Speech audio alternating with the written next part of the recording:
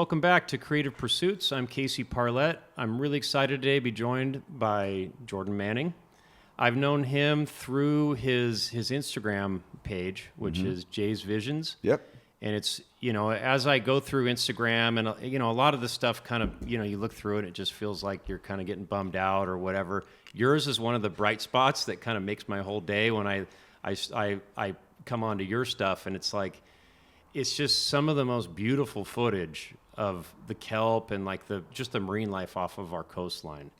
And I've been watching you for a while, and I really been wanting to kind of sit down and talk with you and hear your story, because I really feel like what you do really captures just that feeling that I get when I'm out free diving and out looking around on those glorious clear days when they come along. Yeah. And so I'm glad to be sitting down with you, and I want to hear a little bit about kind of how you got into this and kind of how it sort of became what it is, and then kind of where you want to go with it, because I know you got some exciting stuff coming up. Oh, so yeah, for sure. We'll dive into that in a little bit. Cool. Too, but yeah. First of all, I'm a huge fan of yours too. Got to put that out there. Thank you. Yeah, dude, you do phenomenal work. In fact, I heard about you from one of my close friends, Anthony Cordone. Oh, cool. Do you know Anthony? Yeah. Yeah. Everybody in my group calls him Coach. So yeah, I heard about you from him. I got into freediving because my dad used to drag me out to go dive when I was a kid, and I grew up diving in Northern California, by like Fort Bragg, Bodega Bay, that whole area. Yeah, that's more of a you got to really psych up to get in that cold, rough water that can be up there. You either have to be forced, which I was, Uh-huh. or you got to just be really dedicated to what you're doing. You know?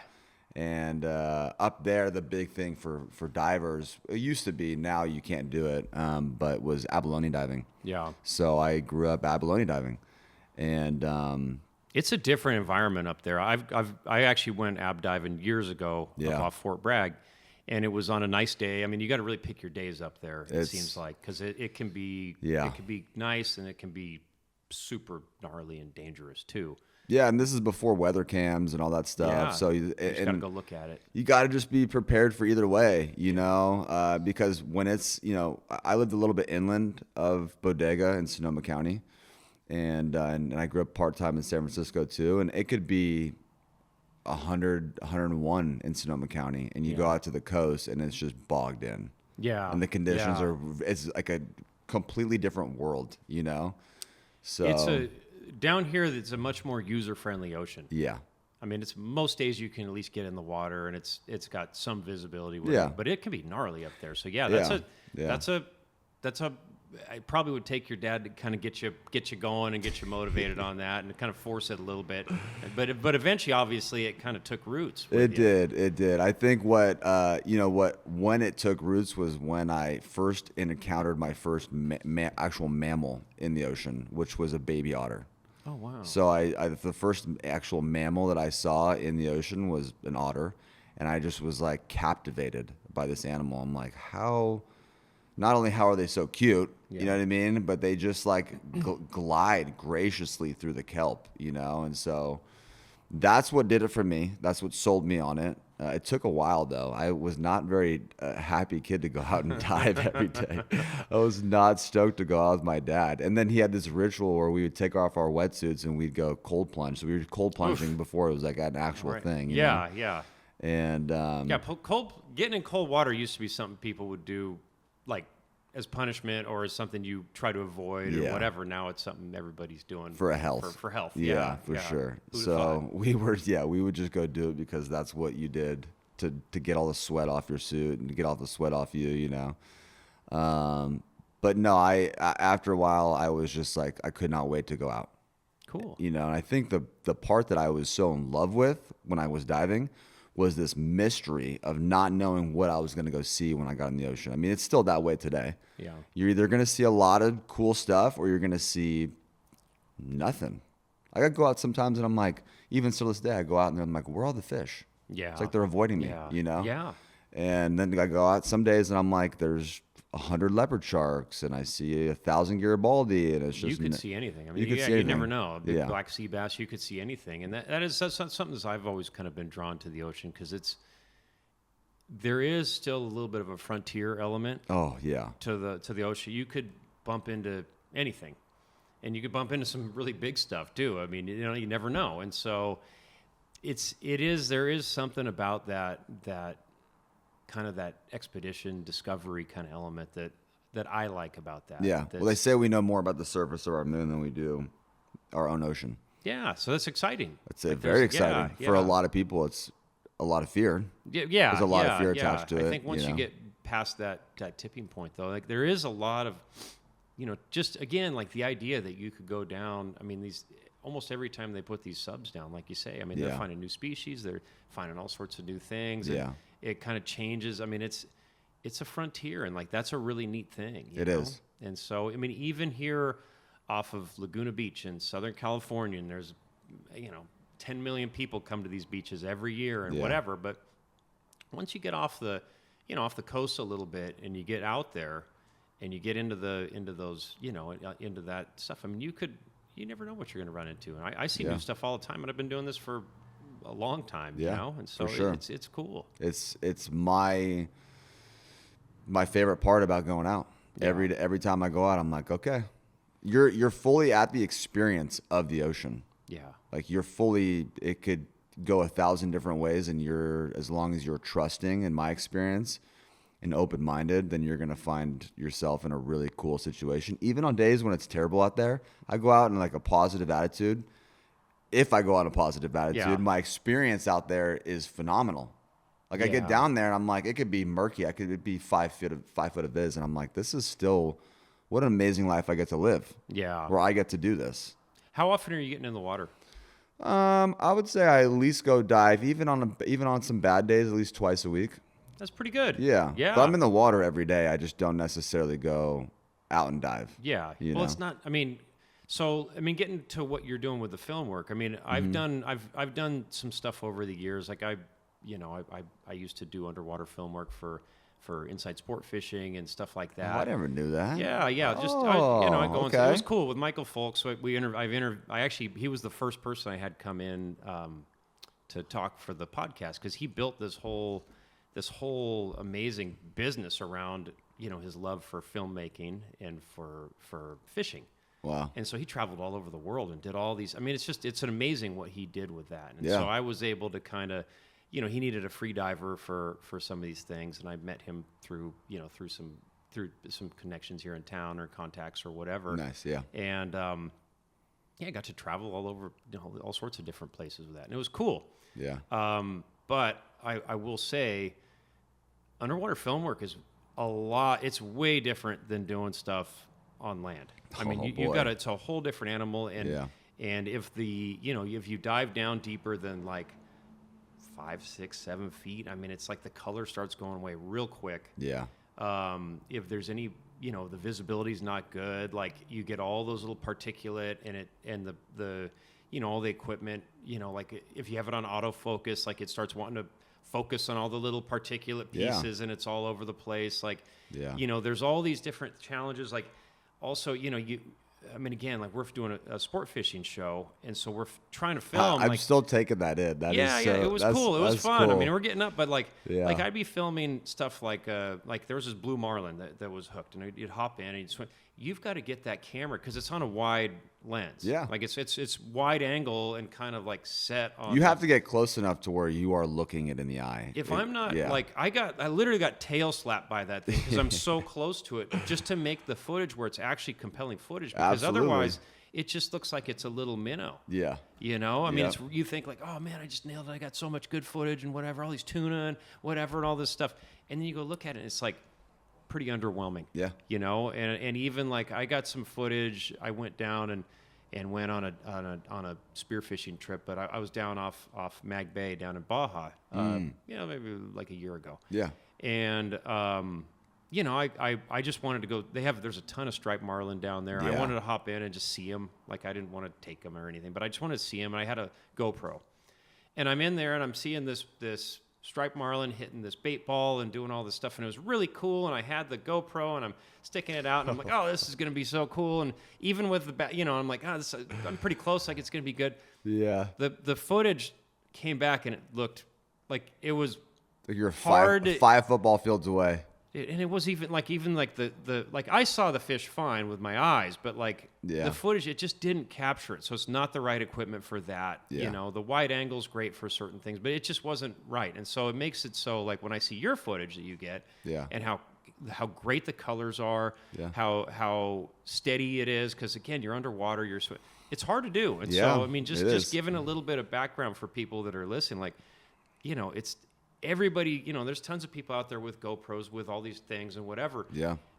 I mean, a lot of that stuff, it looks like Blair Witch Story, where it's like, it's just jumbling around and stuff, and it's hard to watch, but you've really got it where it's like, it's smooth, it looks good, you've got the colors good, like there's a lot of stuff that you're bringing to this stuff that, like, when I see it again, having done what I've done, I kind of go, man, this is really good. This is a lot better than what I was doing. We'll put it that way. Dude, I tell everybody, I get hit up about this probably, I kid you not, probably about 20 times a day from 20 different people, you know, of just the normal questions of like, what kind of camera do you use? What's your editing process? That kind of stuff.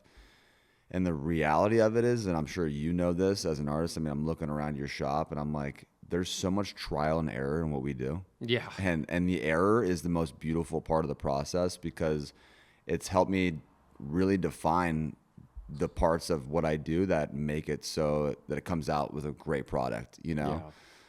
Even down to like me being able to hold the camera steady when I'm down there. I'm holding it almost with the most relaxed grip possible, so that way I'm just letting it do its thing. What are you usually filming with? It bounces around. I'm sponsored by a couple camera brands, so I kind of just stick to their brands. Insta360 is a big one that I'm sponsored by, so I use a lot of their stuff. I've seen footage of those. That's amazing. Yeah, they do phenomenal work. Like, I'm not just saying that because they sponsor me, even though I love being sponsored by them. I just saw some of their stuff. Yeah. One of my wife's friends had one of those. Yeah. And it's incredible. Like, you can kind of choose where in the whole 360 range that you want to focus on. Yeah, and their app is insane. Like, that's where a lot of these cameras are dropping. Good. Oh, it's not great quality. It's good footage. Yeah. I'm shocked.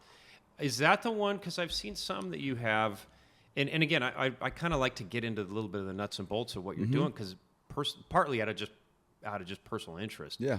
But some of the footage that you're putting out seems to really have a lot of depth to it, where you've got that range and you're looking at it and it's like, man, this really shows depth. Is that with the 360 or is that with a different? It's usually either with my Sony. I have a Sony A7S III that I use, or with just a GoPro.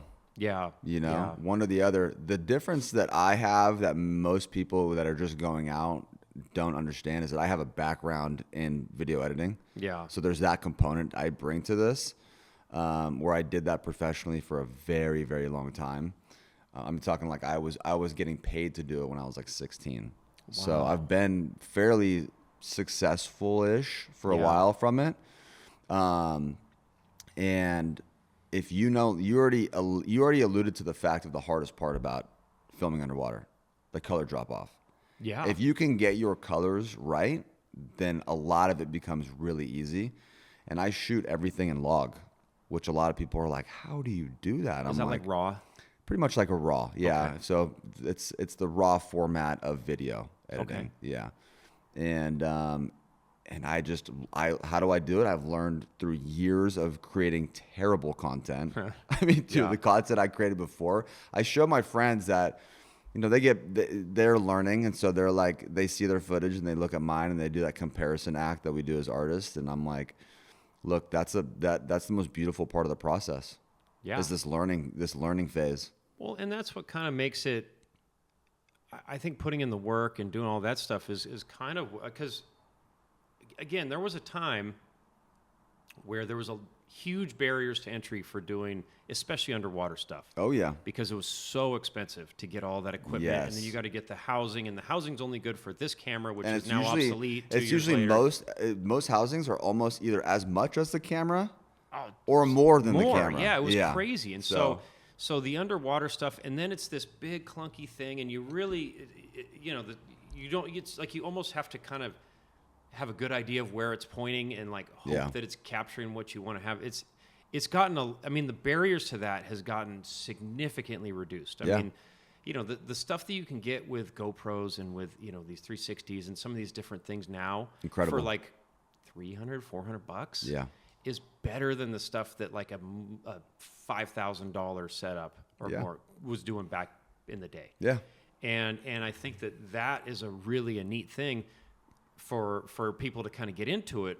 But it kind of it's again, like I feel like your business, like sculpture, it seems like there's actually less people doing sculpture now than there was 20 years ago when I started in the Festival of the Arts. Yeah. That's kind of my gut feeling is I would agree with you. because there's so many barriers to kind of like with the tools and with the space and it's so expensive, like the cost of having a shop where I can make a huge amount of noise and dust, and it's it's obnoxious. Like I can't do this residentially. Like Yeah. I tried it, I did it in the start, and people are like, oh, I love your art, but then they're about to run you out of town with pitchforks and torches and the stuff. The HOAs at your door. Well, it's obnoxious. Like I get it, Yeah, but for sure. but like there's a ton of people. I mean, people are filming every aspect of their lives. Yeah. And so for you to have kind of, taken this that so many people are doing Yeah. and then take it to the level where it's so different and it's at such a high level. Mm-hmm. I think that's an interesting thing. And that's something that really fascinates me is like, you're in an extremely, like, it's never been more competitive. The underwater photography kind of stuff, film Never. work stuff. It's never been more saturated with people doing it. Yeah. And yet yours is at a level where you are distancing yourself from all the other competition. Yeah. And so how is that? I mean, again, I want to dive into all these different things, but Yeah. but the business of that to kind of when it's so saturated and it's like, there's so many different people out there that are kind of doing it or whatever. Like, Yeah. like for people, like when you go in and you're kind of taking this, like how have you managed to monetize this stuff? Because we were talking before we started recording, like, I mean, it's expensive living around here. Yeah. If you don't, like if this stuff, like, again, I look at what I do, what you do, whatever, it's a lot of time, it's a lot of equipment, it's a lot of everything.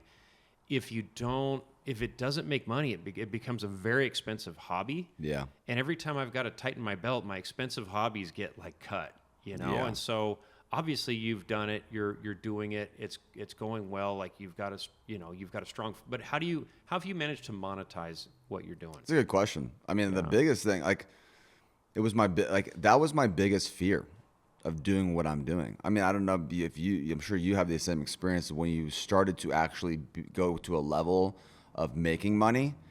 You're like, oh, this is kind of different. I can actually make money doing this, And that was my biggest fear all the time. I kept thinking, like, how am I going to do this? How am I, blah, blah, blah, blah, blah. And I realized that, like, and this is going to sound corny, but as long as I've dedicated myself to just loving what I do, I've made money ever since then. Now, I don't know how. I have my hand in so many different areas of what I do in terms of like sponsorships, monetizing through social media, which isn't a lot of money anymore. There used to be a lot more money in it.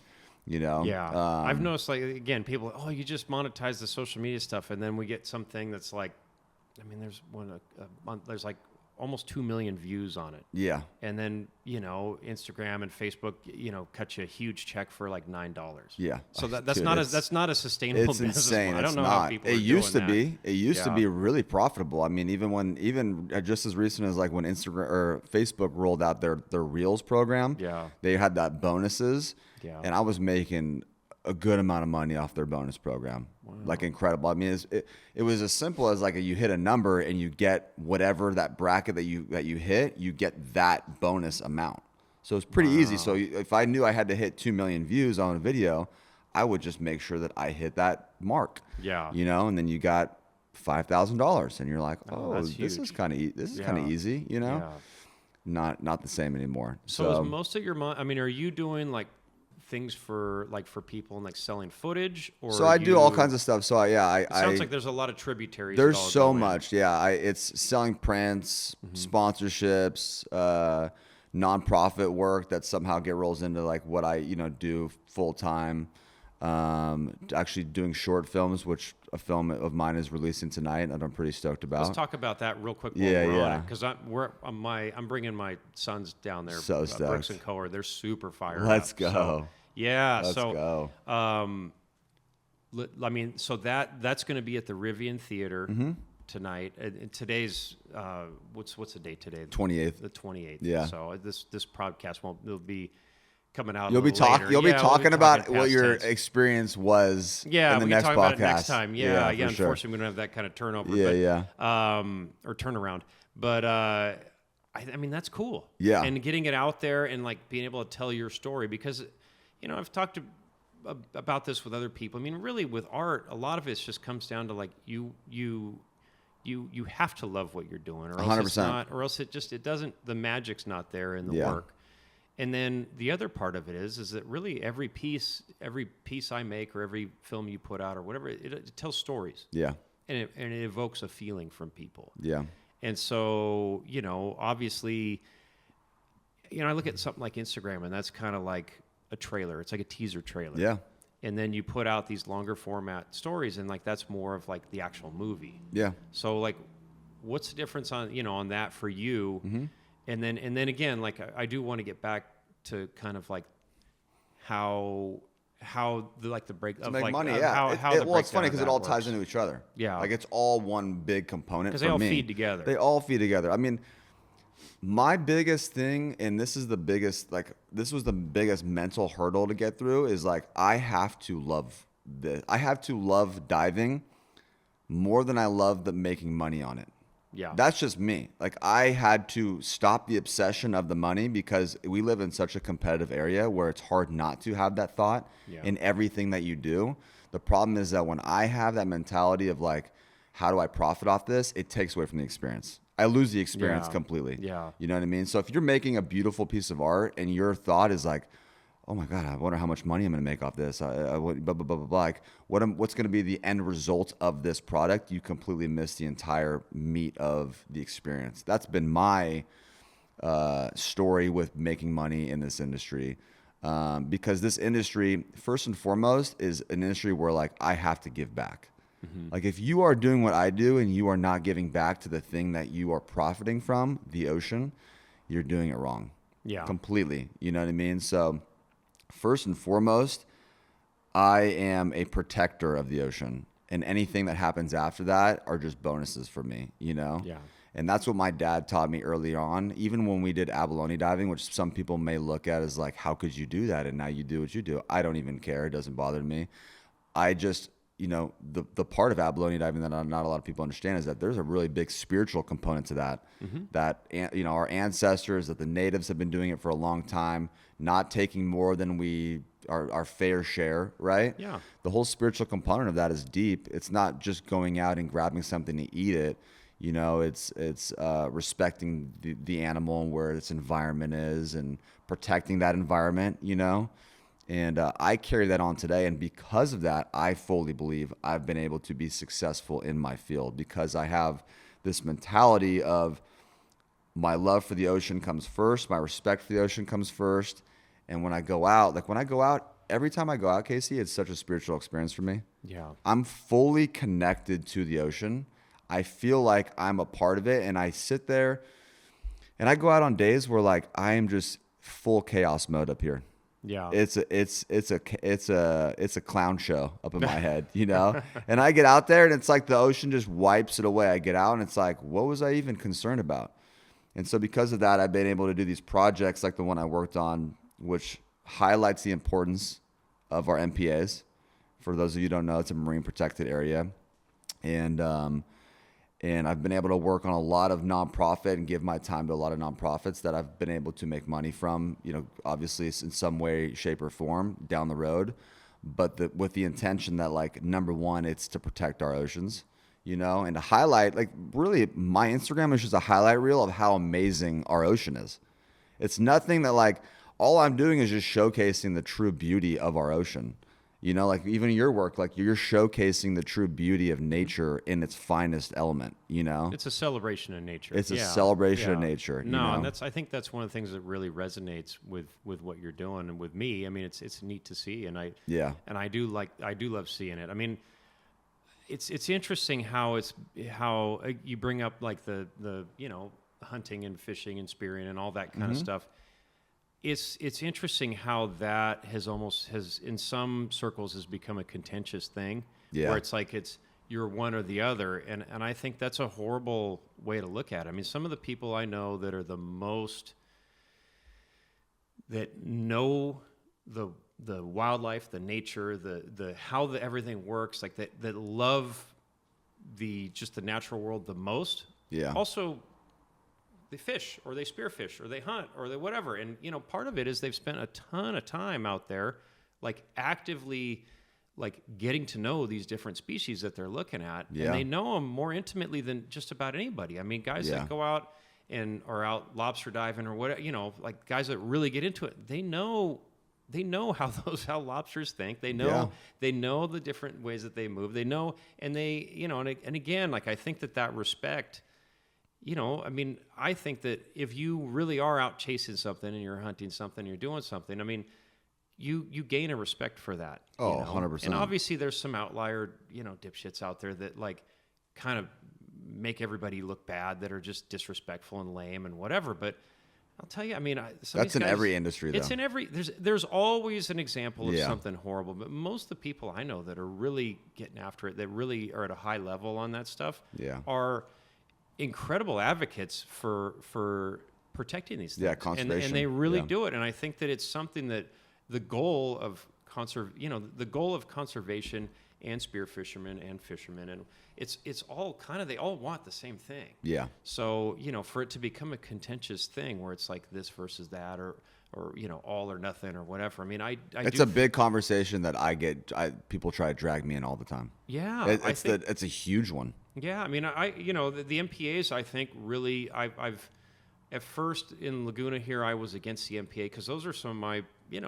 best spear spots. Well, it's hunting grounds, stuff that, my family's been spearfishing and diving and whatever for a long, long time. Right. Yeah. And so, I think that there's definitely, there is collateral to some of these things. I do think that having areas where these areas that kind of seed the surrounding areas, I've heard even from some of the lobster guys that the surrounding areas, like it's good. I mean, you go diving in the MPA, I mean, I call it Jurassic Park out there. Everything's huge, and there's tons of everything, and it is neat to see. And that. There's zero fear in those fish. They come right up to you. It's like a flightless Galapagos Island bird or something. I mean, it's just not, it's so it is neat to see that. I think that is good. I think that, I also think it's important for people to have, like when you were a kid, the catalyst for getting out in the water and doing all this stuff was hunting for abalone. Yeah. Which is great. Yeah. I've got 2 young kids, and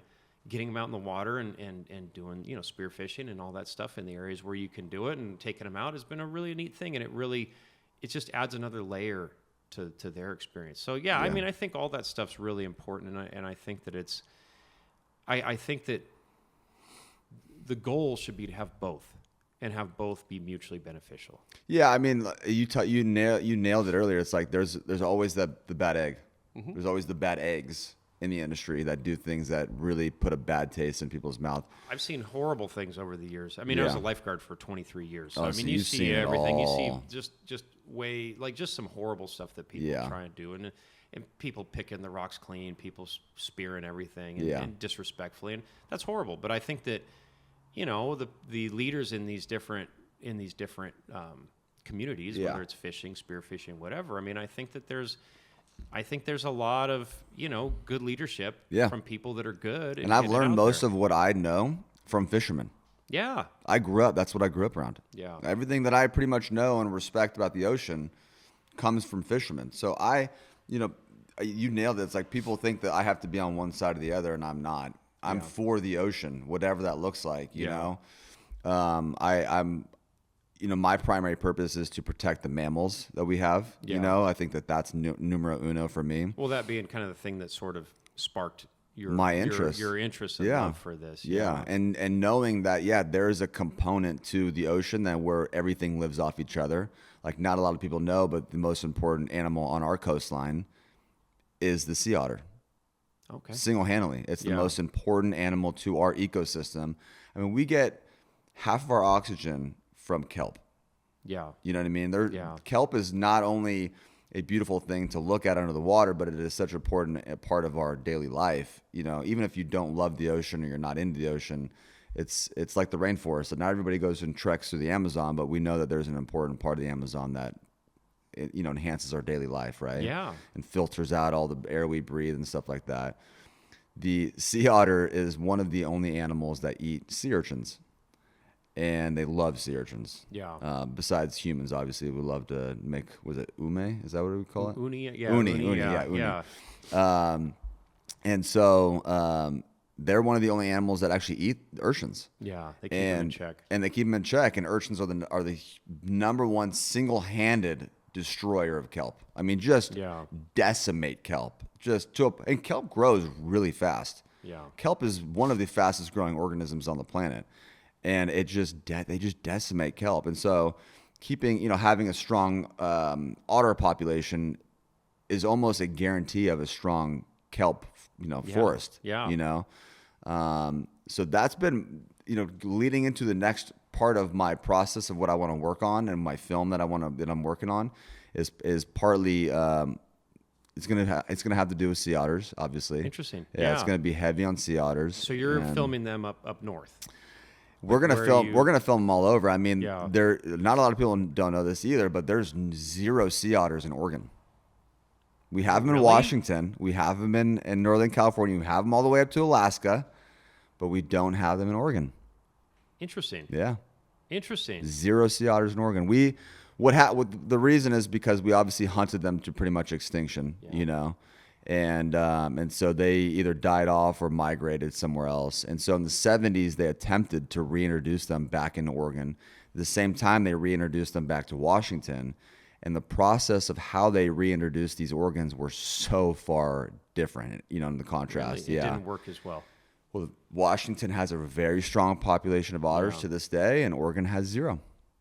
Isn't that interesting? It's crazy. Yeah. And so I work with this. I'm working with this organization up in Oregon, the Alaka Alliance, and their whole primary purpose is to reintroduce otters back to Oregon because they are the gatekeepers of our kelp. I mean, they literally safeguard our kelp from things that want to destroy it. And, it's huge. And it's A massive. huge part of that ecosystem. Massive, you know. So we're working on something that's going to tell that story too. And I think it's an important people who doesn't love a sea otter. Oh, they're adorable. So adorable, yeah. you know. So there was one for a hot minute. There was one that was here in Laguna. No way. Yeah. Wow. Yeah. I forget what year it was. It was 7 or 8 years ago. But yeah, there was one that was here for maybe 8 months or so, and then it left. But yeah, it's they're historically. I mean, they've been all up and down the coast. I mean, there used to be tons of them. So I think and they used to be down here. Yeah, everywhere. Yeah. What a great project. So that's something coming up then. That's what I'm working on. It's in the process. It's something that I'm very passionate about. And again, it's like it makes it so much easier to do because not only do I love it, but it's such an impactful story to tell. Yeah. I mean, you look at stories like My Octopus Teacher, which told a story, obviously a fictitious story of a man and his relationship with an octopus. But the reality of it is that it got a lot of people aware of where our ecosystem is. Yeah. And it got people to fall in love. A lot of people who I know have never been diving, they know about My Octopus Teacher. I'll tell you. So as someone that makes sculptures of octopus, and I've been doing it for a long, long time now.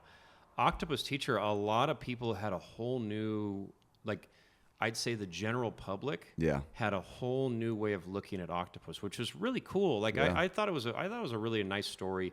I thought it reminded me a lot. I mean, I know it's South Africa, but it kind of reminds me a lot of. It has a similar feel, like that area where he was diving to a lot of the stuff here. Oh, in Laguna. dude! I mean, it's kind of all different species, but kind of the same roles. They've got the pajama sharks, and here we've got leopard sharks. But Same you know, thing. they've got kelp. It's different species, but you know, abalone. I mean, there's a lot of similarities there. Yeah. But I thought it did a really good job of kind of telling that story of these animals that I've been watching since I was a little kid. Yeah. In the tide pools, you know, we go down and feed them mussel shells and whatever in the tide pools, and that was one of my defining things as a kid. Was like, you know, just going around looking in the tide pools at low tide and seeing the octopus, just watching them. Yeah. You know, and it was just one of those things that was just so amazing. And I think that story did a great job of telling that. And I think that's where, like nowadays, I really feel like, you know, I mean, if a picture is worth 1,000 words, like a film can be worth 1,000,000. I mean, it's like you 100%. can really tell a compelling story Yeah. and really do it. And it's like, you know, and to sort of put that together and kind of tell that story, you know, for the sea otters and like that mission. I mean, I think it's one of the more compelling ways to like move people emotionally. Yeah. So when you're putting like this, so this otter one, let's kind of, I want to kind of break it down a little bit. Yeah. So did you have the idea for this, or were you contacted for this? So I was contacted. The story is kind of crazy. I was contacted by a third party woman. Her name's Jen, and she was just a fan of my work. And she, you know, I don't generally like to check my DMs that much, not because I'm Mr. Too Cool, just because I get inundated with things that are just not really pertinent to like what I do. Yeah. Some of what I get hit with, some of the stuff I get hit with is not very positive. Oh, really? Which you'd be very shocked by. Yeah. Oh, that's a bummer. It's a bummer, There's but a lot of, it's the reality. It's okay. I mean, Yeah. some people just, you know, I either get hit with two really negative comments. It's either that all my work is AI, which I turn around into a positive, where like That'd you, be pretty solid, you think pretty by stellar. you Yeah, think that's that some like pretty stellar I'm work. Yeah. that I'm able to manipulate it to that extent. I'm like, Yeah. I'll take it, you know. And then the other one is that, you know, that obviously I'm a big pro MPA, and so there are people who do not like that, you know. Yeah. So those are my two big negatives, and I'm just so used to it at this point. Anyway, so this girl really makes it known that she's trying to get a hold of me. She's commenting on my videos and like check your DM, blah blah blah blah blah. And I'm like, okay, I'm finally gonna check my DMs. And she told me about the Alaka Alliance and how there's no sea otters in Oregon. And mind you, like I'm pretty deep in knowledge when it comes to the ocean, and I'm always trying to learn more. I mean, as you are, you know. No idea there's no sea otters in Oregon. I didn't know that. This is new to me. Yeah. I've been to Oregon so many times. I'm wearing an Oregon sweatshirt right now. Yeah. Yeah. I've been to Oregon so many times, no idea. Not a clue. Wow.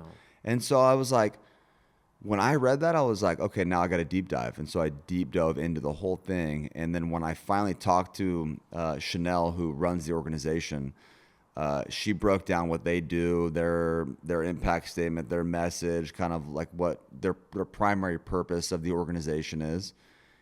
And I was sold. Wow. And so I did a collaborative video with them for World Oceans Day this year.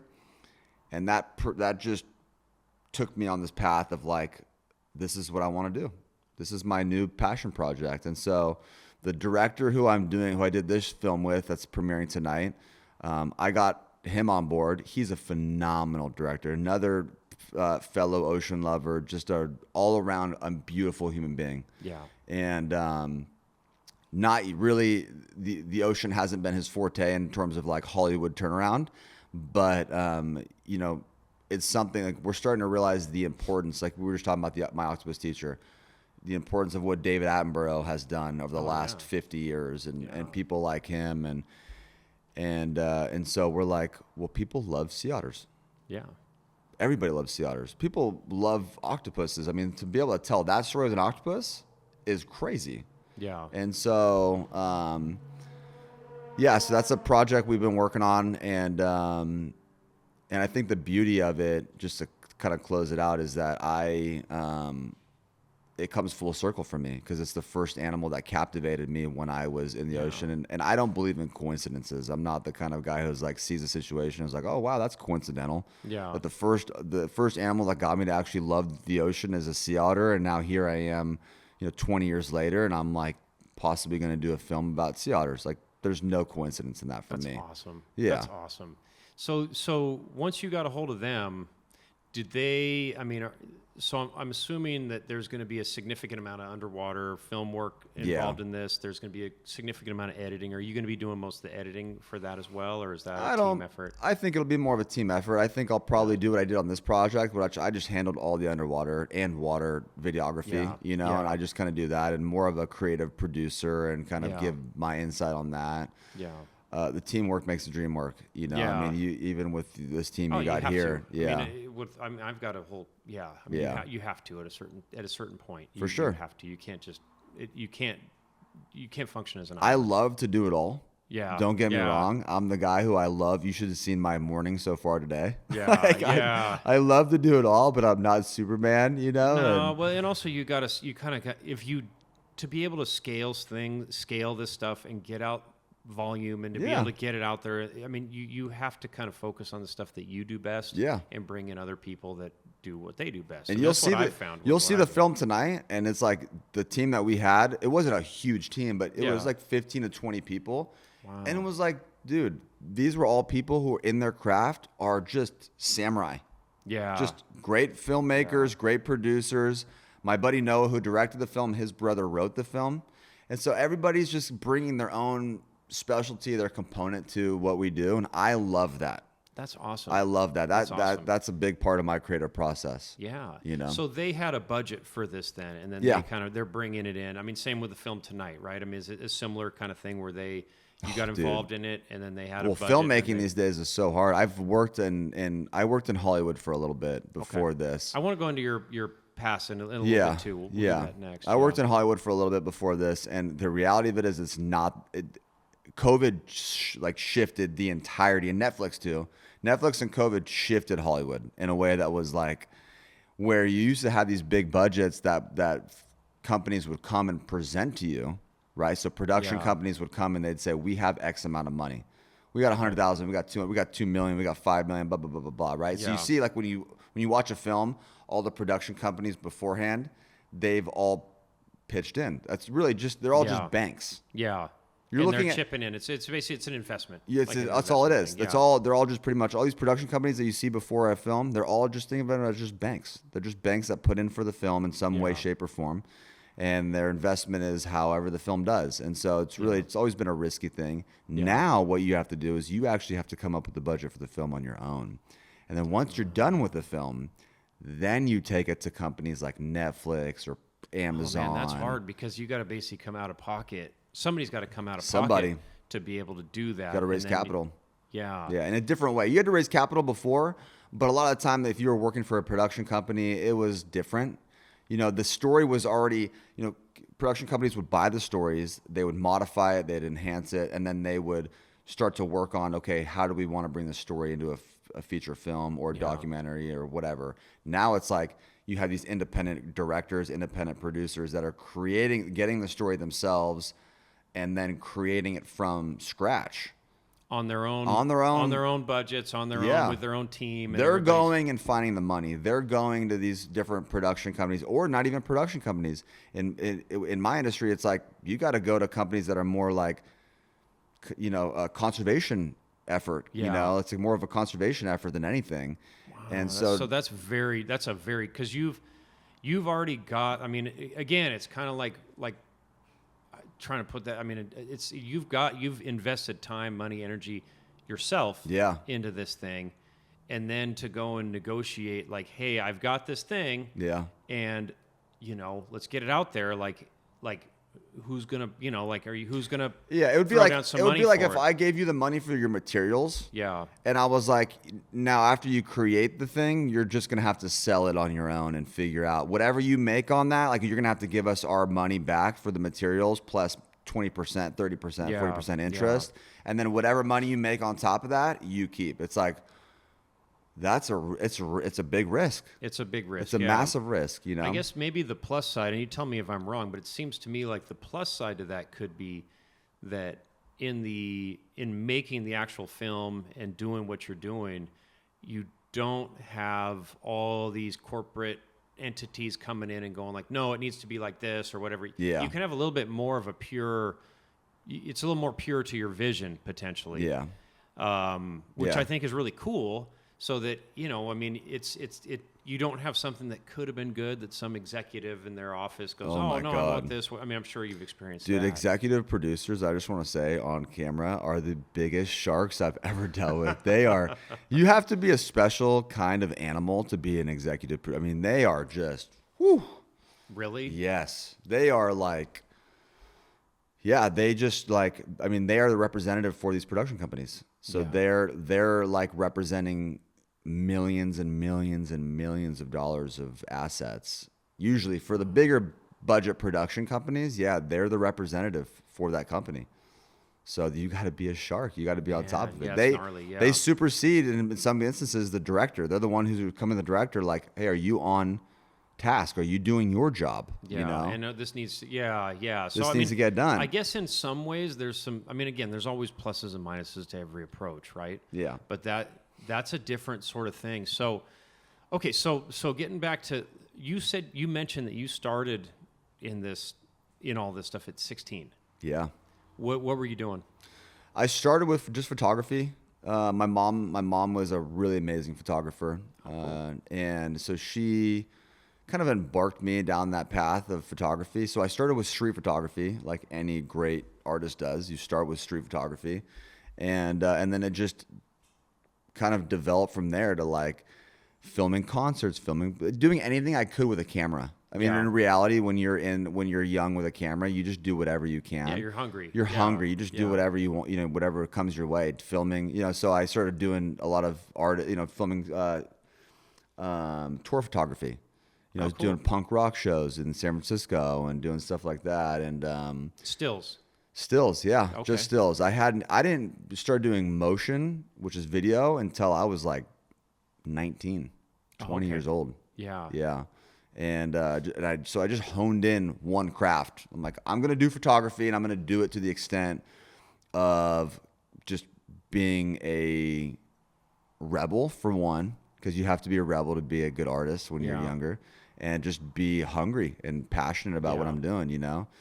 And so that's where I started my journey, was just doing whatever I could, Yeah. and then I started having a lot of success, like when Instagram and all these different social media platforms started coming out. When Vine came out, all these different like weird social media platforms. I was a pioneer in being successful at a young age. Somehow You're an early adopter of that. I was. I Yeah. knew in my head. I knew the algorithm, just Yeah. what people wanted to see. You Yeah. know, and it was really just like monkey see, monkey do. Yeah. Like I saw like artists like Van Styles, who was a big photographer back in the day, big street photographer, did a lot of like, intricate kind of streetwear brands, like the Hundreds and different brands like that. And he just dominated.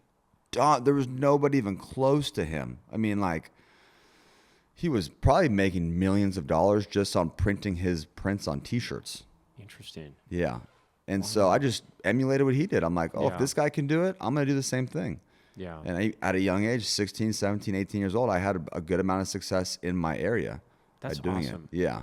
And so you were saying like 20, right around 20, you started doing some more motion stuff. I like took a videos. blind risk and moved to LA, like every great creative does. Just like, I'm going to do the LA thing. I'm going to move down there. I had maybe honestly actually been to LA like a handful of times. And I just was like, yeah, what an experience. Just blindly moving to LA. So you're 20 years old. You moved to LA. Were 19. you doing, or 19? Yeah. Okay. And then were you going to school, or were you just going down just to work? I was just trying to find work. Okay. I literally went from like killing it in San Francisco and just never having like an endless supply of work Yeah. to coming to LA and zero, not working for months, not having nothing. You're having to drive to San Francisco just to do shoots to make money to live in LA. It was like the most convoluted ideal. But when you're young, you're just like, okay, I'll drive 8 hours for a shoot, make $500 and come back home and spend 150 of it on gas. Yeah, You're yeah. just like, That whatever. makes sense. Yeah, Yeah, you're yeah, like, that yeah. makes sense. Yeah. And so that's what I did. And I was at a breaking point to where I was like, literally, I had all this really chaotic stuff happen in one day. I got my car towed. I got my car out of the impound. So if you know downtown LA, the tow yard is right next to the freeway right there. I've had my car there before. Oh, Yeah. nightmare. So you literally get it out of the tow yard, make a left, and boom, you're on the freeway. That's how close it is to the freeway. So I got back on the freeway, hit traffic, was T-boned, just destroyed my car. We waited for CHP to come for 4 hours. Finally got home, and I'm like at a breaking point where I'm not making any money, and I'm like, I'm moving home. I call my mom. I'm like, call like any good kid does. I'm like, I'm moving home. I can't do this LA thing. And she's laughing because she grew up down here, so she knows to get down. Yeah. And I had my friend. He was my roommate was another photographer, phenomenal photographer, just a badass guy.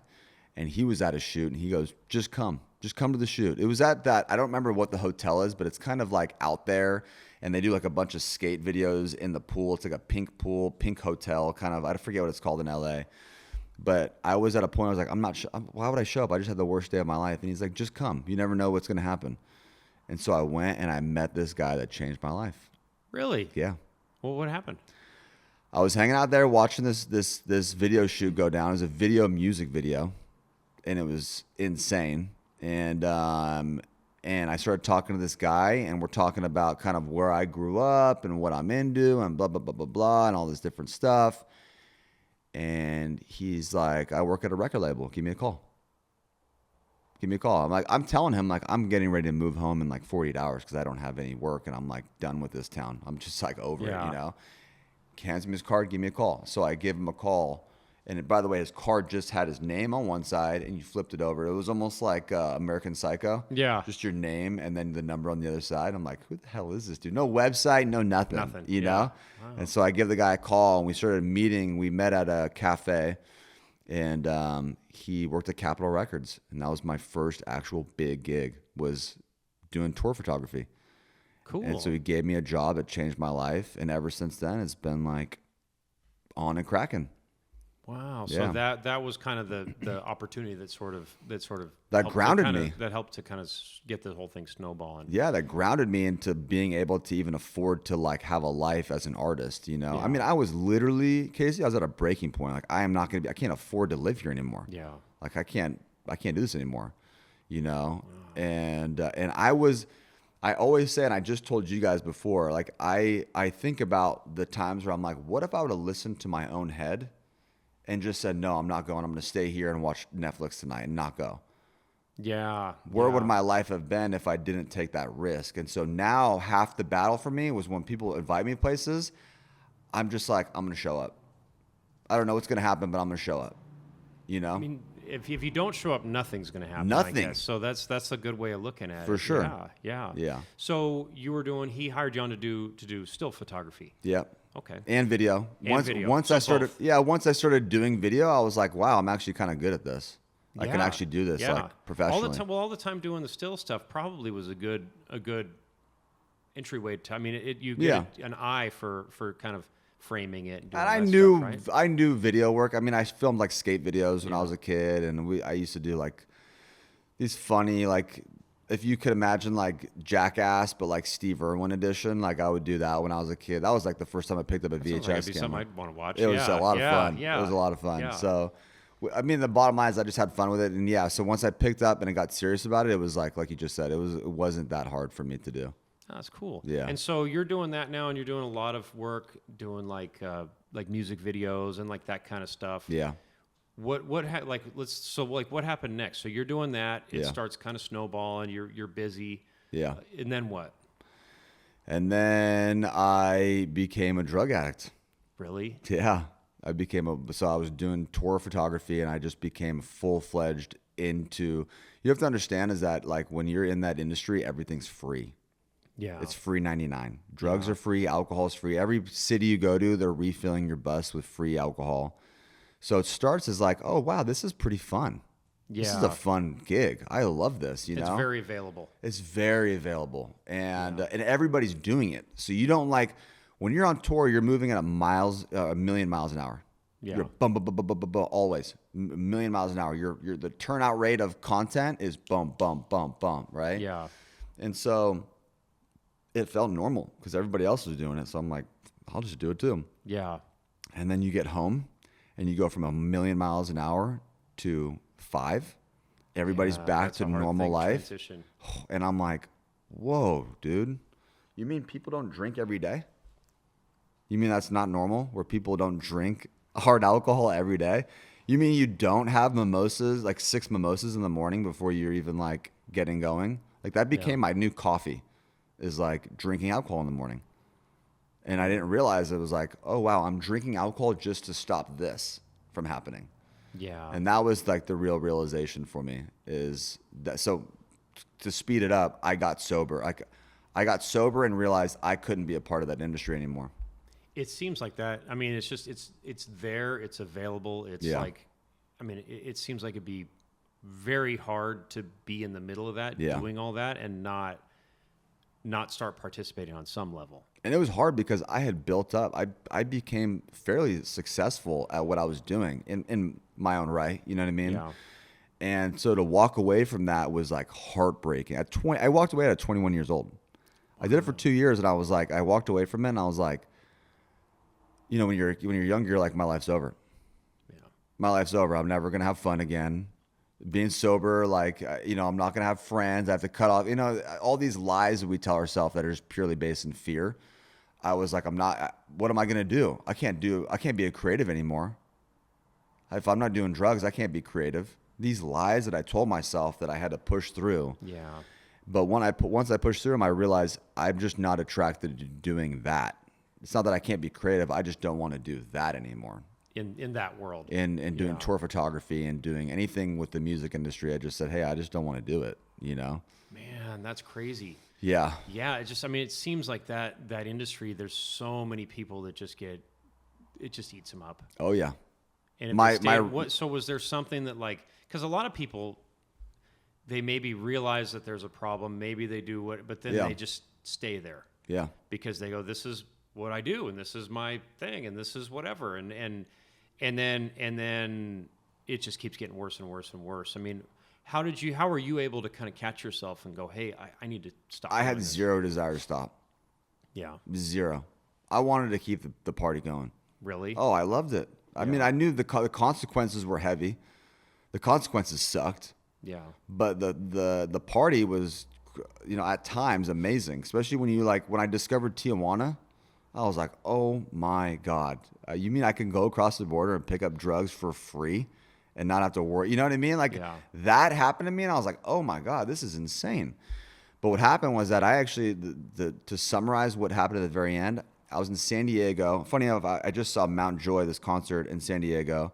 And I was down there a year to the date. I was in Coronado. I went in the ocean with some friends, and I got jet fuel in my eye. I got jet fuel all in my eye. And so I ended up at the hospital in Van Nuys. 10 years ago today, I was in a hospital in Van Nuys. And I went because I had jet fuel on my head, pretty much swollen my eyes shut. Gnarly. And they were like, they did a bunch of blood on me and stuff, right? And they were like, you have almost every drug imaginable in your body right now. And your liver's shutting down because you've been drinking so much. And your kidneys are twice the size that they should be. I'm 21 years old. Yeah. And I just been going full throttle for years, you know?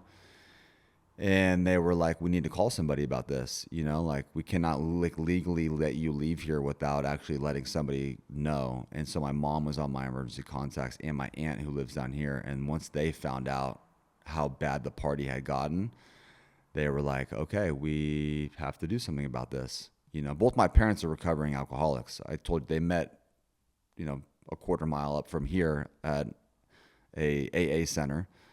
And so they already knew the get down. Like there was nothing new for them, you know, but it was heartbreaking for them. It was like really hard for them to watch the whole thing.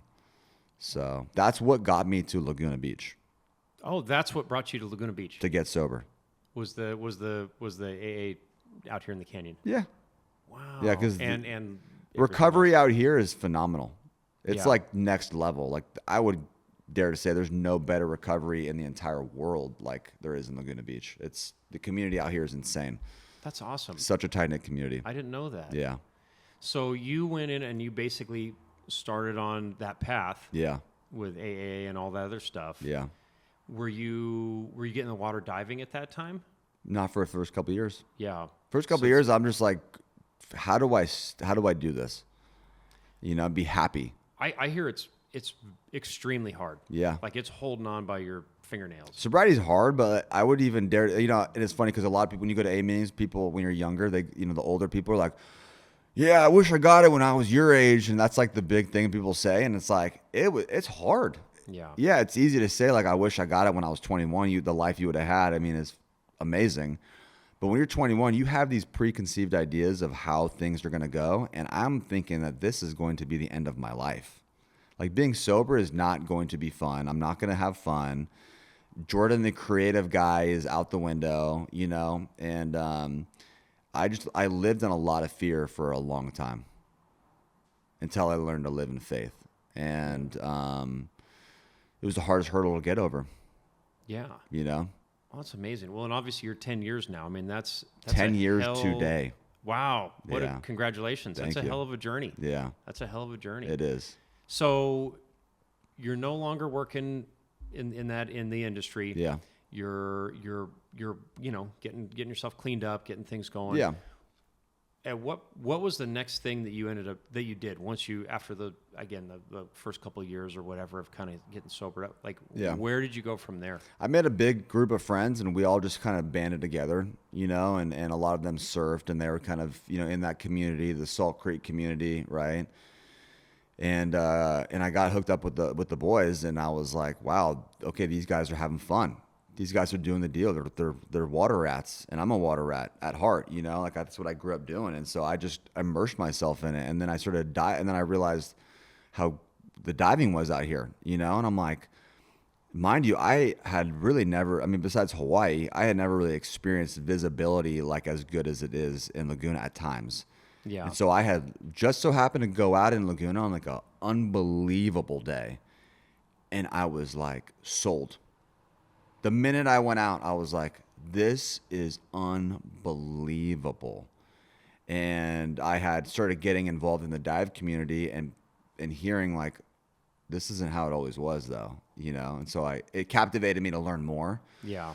And so I started out just diving for fun. I would just go out and have fun with my friends. I started dragging all my surfer friends to go dive, because a lot of them didn't want to go dive. I mean, it's funny. There's a lot of people kind of pick a lane, and for it's sure. like, oh, I surf, I don't do. It's like, and if it's flat, they're bummed out. They don't want to go near the water. It's like, yeah. Or and then vice versa. There's a lot of guys that dive, and they're bummed out when there's big perfect waves, and and whatever. But there's so many different things that get offered in this area. I mean, it's the water's not always clear. No. And the surf is not always good. Like, you might as well kind of dive into both, because for sure, on the days it seems like it just kind of fills in those those other things. They're complementary. I'm at the beach all the time, so I'm like, whatever it was. And funny enough, what I started doing is I didn't even film underwater at first. I would just film shore break. Mm-hmm. I would film shore break. I was obsessed with filming shore break. That was my intro into filming water, was filming shore break. And I was just at Crescent, like, on those big days, I was just captivated by it. Do you, when you dive into something, do you, like you mentioned being obsessed with it? I mean, Yeah. do you go hard on something when you do it? So everything I have. So you don't go, I mean, you're like, if you decide you're going to do short break, you're doing it a lot. Oh yeah. Okay. I anything I do. I think golf, that's kind of a mindset. Speaking of golf, like I just started golfing 5 years ago. I never thought I'd be a golfer. Oh my God, dude. I went full throttle into it. It was crazy. I was just like, oh. I think it's a mindset. I think For some sure. people, and I think to get really good at something or you have to really dive into it and be obsessed with it. And I think that might be something that is why, again, for what you don't golf, I mean, do you? No, I don't want to. I don't want to stay away from it. You're way too busy. I need to stick with just all the hobbies and stuff that I have, because I don't even have enough time to do those. You did. It's crazy. But no, I think it's cool. Okay, so you were doing that, and then you were diving, and then I started diving so I started filming underwater. Yeah. And I filmed my big break, which it was really just a viral video, but was of a seal. And so I started diving a location somewhere in Laguna, I'm not going to say, and there's a lot of seals there, and one came up, and it was my first real experience. It was one coming up and literally grabbing my fin.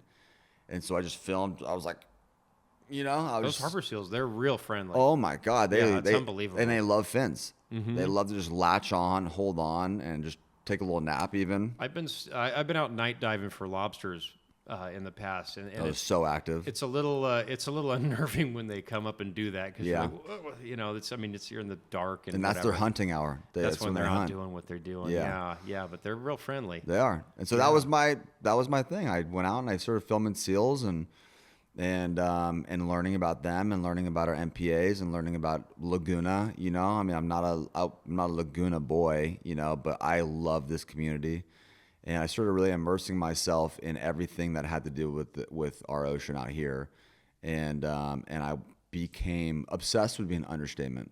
Yeah. I became like, I want to go out even on days when it's like, why the hell are you out there? And so that's what I started doing. Every waking opportunity that I had, I would go out and film. Awesome. So Yeah. you're getting hundreds, maybe thousands of hours of just time specifically filming. And getting frustrated. Yeah.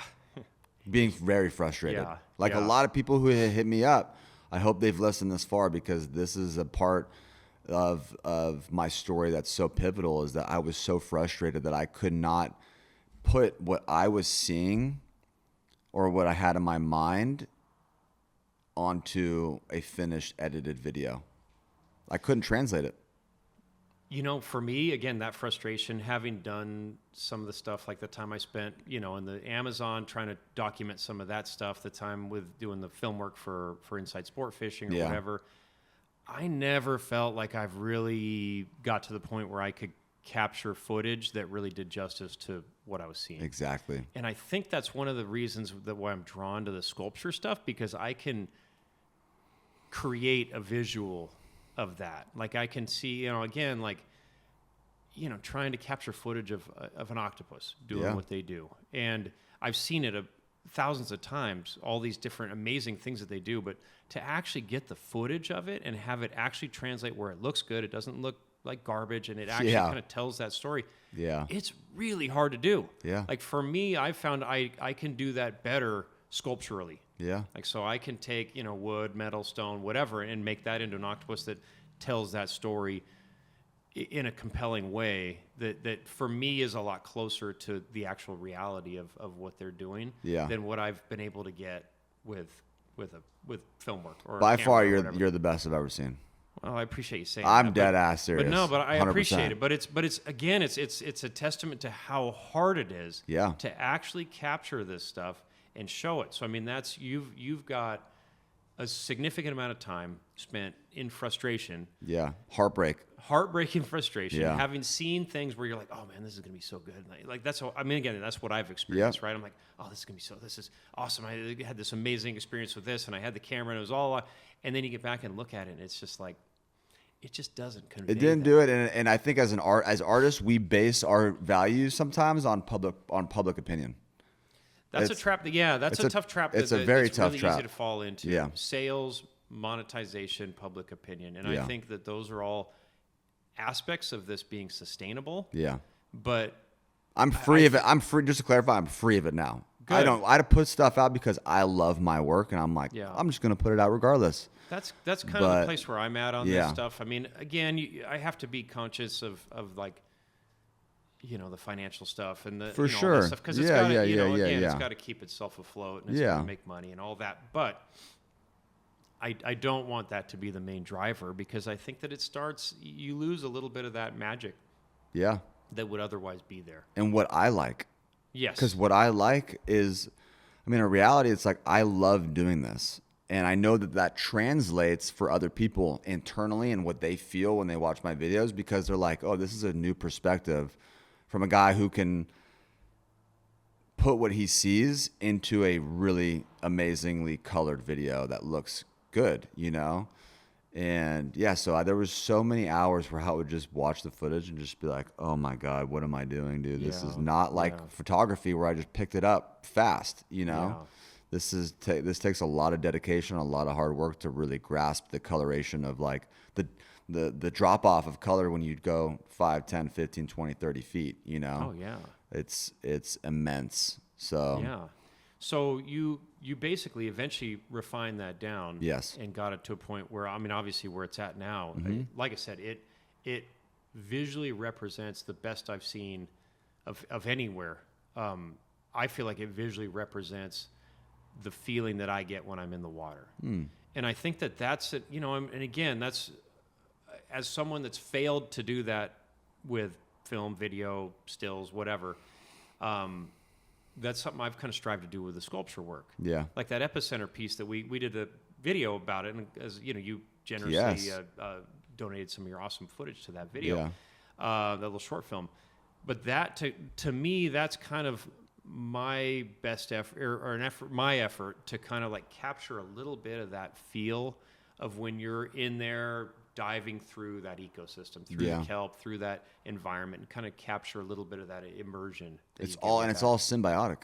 Yeah, Like it's all working as one, which is the yeah. craziest part And to me. yeah, and I've kind of really liked doing, you know, kind of creating these stories, these ecosystems, whatever. But as you say, I mean, it's the same thing. It's you have to, you know, you have. My thought going into all this stuff is with all this stuff is with all the artwork since the beginning is, I've kind of just you know, when I first started, I had a day job, like I was a full-time lifeguard, so Yeah. I wasn't counting on it to like be able to eat. But it was kind of one of those things where I kind of wanted to make what I wanted to make because I was interested in it. Yeah. And my takeaway from the whole thing is, you know, I don't really care that much if it sells. I just want to make what I want to make. And if it doesn't sell, at least like this piece that I'm now just put in my house or whatever, Yeah. it's something that I want. So I just made it for me ultimately. And so, 100%. you know, and I've still kind of, and I've continued to kind of do that. And I, the subject matter continues to be stuff that is compelling to me. Yeah.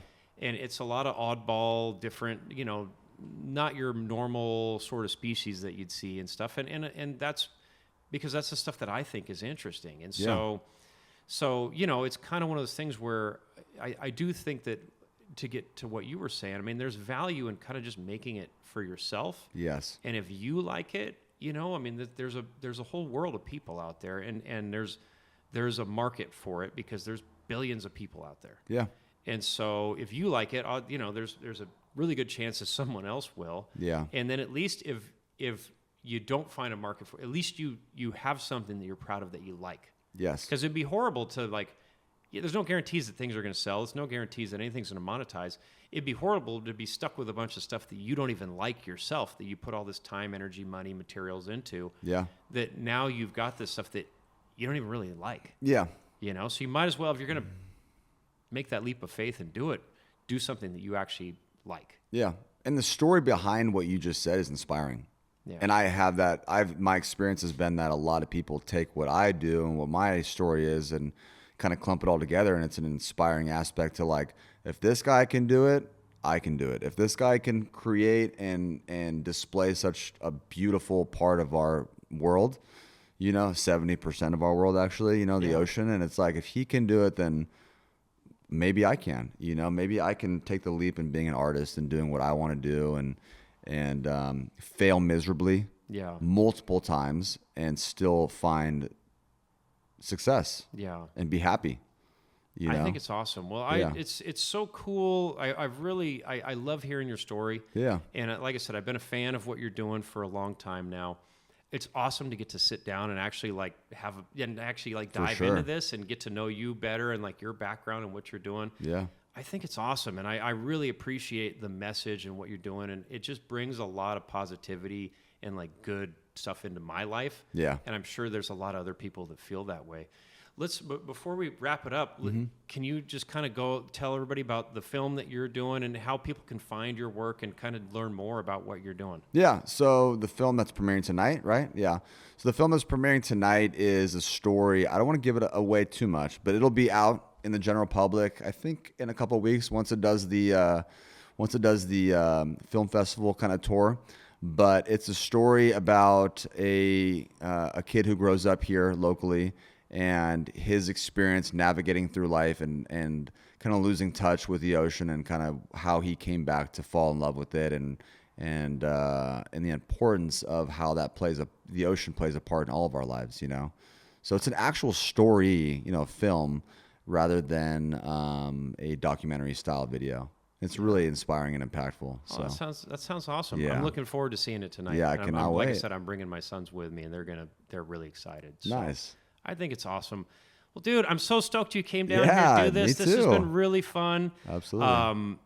I really this podcast thing is new for me, and Congratulations it's been really on it, fun. by the way. It's been a fun thing, but Yeah. ultimately, again, kind of like making the art, whatever. I'm doing this in a large part just because it's fun. I like meeting. I like to actually like have these conversations. I think it's really cool. Yeah.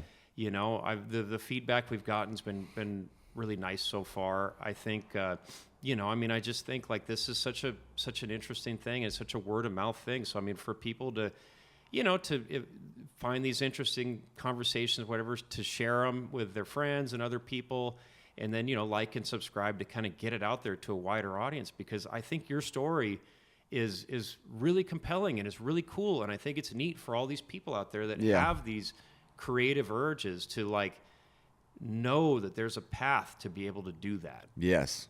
And I think that was really the catalyst for doing this, because, I'm doing it, but I didn't really know. I kind of just sort of ended up doing this, and kind of, it's a long story and whatever, but just knowing like what's possible, Yeah. I think is a huge thing for people to just kind of have that and to be able to see it. So Couldn't I agree. really appreciate you sharing everything with what you're doing. Yeah. And this has been really awesome. Thanks, brother. Appreciate Yeah. you. Dude, appreciate you. Yeah, Thank you. dude. Of course.